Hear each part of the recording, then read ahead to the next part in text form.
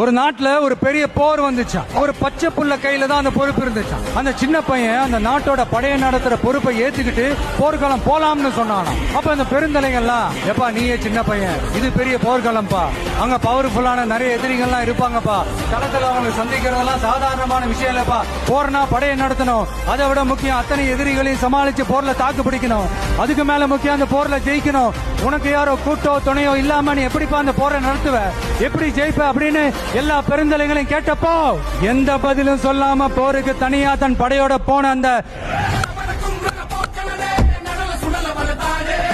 பாண்டிய வம்சத்தை சேர்ந்த அந்த பையன் என்ன செஞ்சான்னு